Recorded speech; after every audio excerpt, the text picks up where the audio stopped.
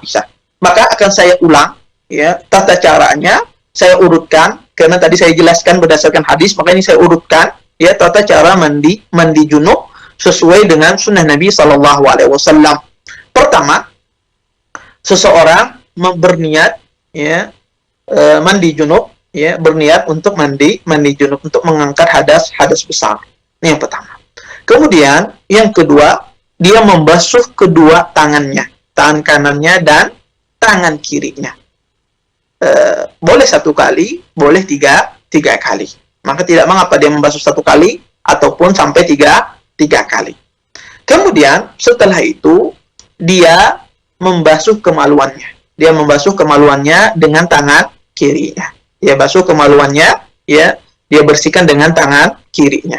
Kemudian setelah itu dia cuci ya tangan tersebut, ya tangan kiri tersebut dengan sabun ataupun dengan pewangi yang lain sehingga hilang kotoran yang ada di tangan kiri tersebut. Setelah dia bersihkan tangannya, setelah itu baru dia berwudu.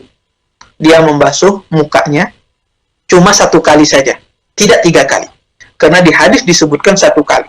Dia basuh mukanya satu kali. Kemudian dia membasuh kedua tangannya, dimulai tangan kanan sampai siku, ya, satu kali. Kemudian dia membasuh tangan kiri dari ujung jari sampai siku satu kali, ya, satu kali. Kemudian setelah itu dia ambil air, ya, di dua tangannya, ya, di dua genggaman tangannya dia ambil air. Kemudian dia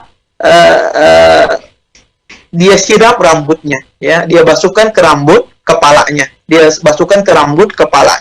kemudian dia sela-sela rambut kepala tersebut, ya, sampai betul-betul air tersebut mengenai rambut kulit kepala.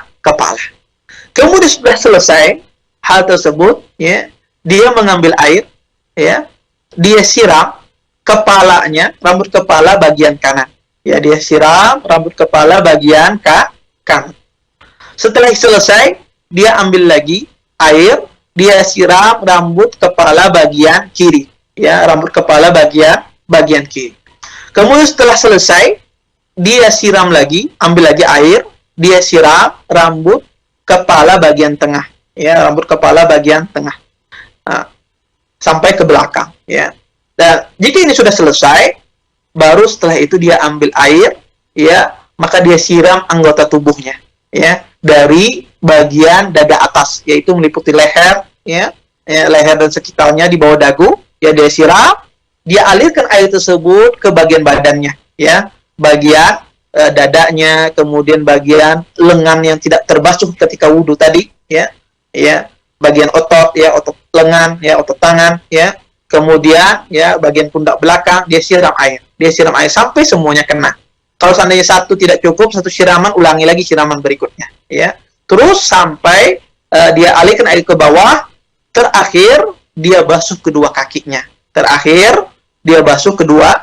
Setelah dialihkan air sampai ke kaki, ya, terakhir dia basuh kedua kakinya dengan mengambil air yang baru. Dia basuh kedua kakinya. Semacam inilah tata cara mandi junub sesuai dengan sunnah Nabi Sallam, sesuai dengan pemahaman hadis Aisyah dan hadis Maimunah. Ada sebagian ahlul ilm beranggapan bahwasanya, dan ini sebagian pendapat